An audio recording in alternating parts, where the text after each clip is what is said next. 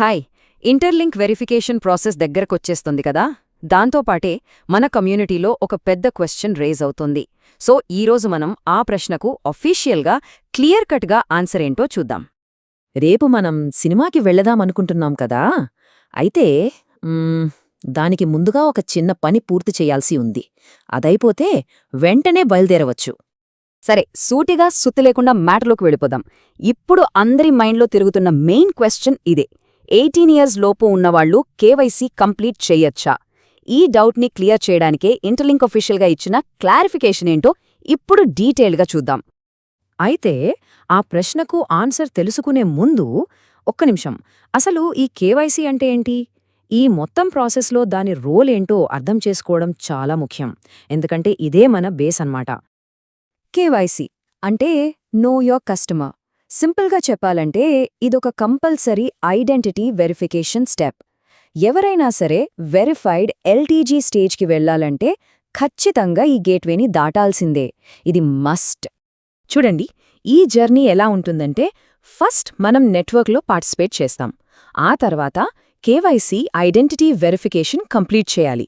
అది సక్సెస్ఫుల్ అయితేనే ఫైనల్గా వెరిఫైడ్ ఐటీఎల్జీ స్టేజ్కి చేరుకుంటాం. సో చూశారు కదా, ఈ కేవైసీ అనేది మధ్యలో ఉన్న చాలా ఇంపార్టెంట్ స్టెప్. రైట్, ఇక మనం ఎదురుచూస్తున్న అసలైన ప్రశ్నకు వచ్చేద్దాం.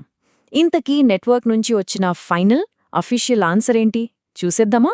ఆన్సర్ చాలా సింపుల్ అండ్ స్ట్రెయిట్. ఎస్, వాళ్లు అర్హులే. అవును, 18 లోపు వాళ్లు కూడా కేవైసీ ప్రాసెస్ చేయడానికి ఫుల్లీ ఎలిజిబుల్. ఇందులో ఇంకా ఎలాంటి డౌట్ అక్కర్లేదు. ఇది చాలా మందికి ఒక గుడ్ న్యూస్ అనే చెప్పాలి. సో అఫీషియల్గా వాళ్ళు ఏం చెప్తున్నారంటే, 1 మైనర్లు కేవైసీ ప్రాసెస్లో పాల్గొనవచ్చు. 2 సిస్టమ్ అడిగే వెరిఫికేషన్ రిక్వైర్మెంట్స్ అన్నీ కరెక్ట్గా మీట్ అవ్వాలి. 3 ఇవన్నీ కంప్లీట్ చేశాక వాళ్లు కూడా వెరిఫైడ్ ఐటీఎల్జీ స్టేజ్కి ప్రొసీడ్ అవ్వచ్చు. సింపుల్. సరే, చెయ్యొచ్చు అని తెలిసింది, కానీ ఎలా అనేది next question. So young users ప్రాక్టికల్గా ఈ ప్రాసెస్ని ఎలా కంప్లీట్ చెయ్యాలో ఇప్పుడు చూద్దాం. ఇక్కడే ఒక ఇంట్రెస్టింగ్ పాయింట్ ఉంది. డాక్యుమెంట్ సంగతి ఏంటి? నార్మల్గా కేవైసీ అంటే నేషనల్ ఐడీ కార్డ్ లేదా పాస్పోర్ట్ కావాలి. కానీ 18 ఏళ్లలోపు చాలామంది దగ్గర ఇవి ఉండకపోవచ్చు గదా. అందుకే ఇంటర్లింక్ ఒక స్పెషల్ అరేంజ్మెంట్ చేసింది. అలాంటి వాళ్ళు వాళ్ల బర్త్ సర్టిఫికెట్ని యూజ్ చేసి ఈ ప్రాసెస్ని కంప్లీట్ చేసుకోవచ్చు. ఇది చాలా ఇంపార్టెంట్ పాయింట్. అంటే బర్త్ సర్టిఫికేట్ సబ్మిట్ చేయడం వల్ల వాళ్ల ప్రోగ్రెస్కి ఎలాంటి అడ్డంకి ఉండదన్నమాట. ఆ డాక్యుమెంట్ 100% వ్యాలిడ్. దాంతో వాళ్లు కూడా అందర్లాగే ప్రాసెస్లో ముందుకు వెళ్ళిపోవచ్చు. ఇప్పటిదాకా మనం ప్రాసెస్ గురించి మాట్లాడాం. సరే, ఇప్పుడు ఈ పాలసీ వెనకున్న ఫిలాసఫీ ఏంటో చూద్దాం.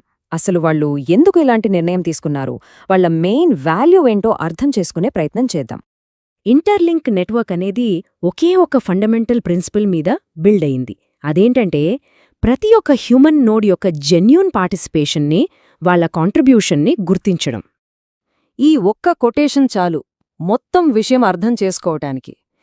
ఈ నెట్వర్క్లో పార్టిసిపేషన్ని ఏజ్తో కాదు, యాక్టివిటీ ఇంకా కంట్రిబ్యూషన్తో కొలుస్తారట. ఒకరి విలువ వాళ్ల వయసులో కాదు, వాళ్ళు చేసే పనిలో ఉంటుంది. ఇది నిజంగా చాలా పవర్ఫుల్ ఐడియా కదా. సో ప్రాక్టికల్గా ఈ ఫిలాసఫీని ఎలా అప్లై చేస్తున్నారంటే, వెరిఫైడ్ ఐటీఎల్జీ స్టేజ్కి వెళ్లడానికి ఏజ్ అనేది ఒక అడ్డంకే కాదు. అసలైన మెజర్మెంట్ ఏంటంటే యాక్టివ్గా పార్టిసిపేట్ చేయడం. నెట్వర్క్లో యాక్టివ్గా ఉన్న ప్రతి ఒక్కరూ కరెక్ట్ డాక్యుమెంట్స్ ఇచ్చి వెరిఫికేషన్కి వెళ్లొచ్చు. అంటే అందరికీ ఈక్వల్ ఆపర్చునిటీ అనమాట. సరే, ఈ అనాలిసిస్ని ఒక ఆలోచింపజేసే ప్రశ్నతో ముగిద్దాం. ఒక నెట్వర్క్ ఒక వ్యక్తి వయసును కాకుండా వాళ్లు చేసే పనికి విలువిస్తే ఏమవుతుంది? ఇంటర్లింక్ యొక్క ఈ వాల్యూస్ కేవలం వాళ్ల నెట్వర్కే పరిమితం కాకుండా సమాజం మీద ఎలాంటి ప్రభావం చూపించగలవు? కాంట్రిబ్యూషన్కే ఫస్ట్ ప్రయారిటీ ఇచ్చే ఫ్యూచర్ ఎలా ఉంటుంది? ఒక్కసారి ఆలోచించండి.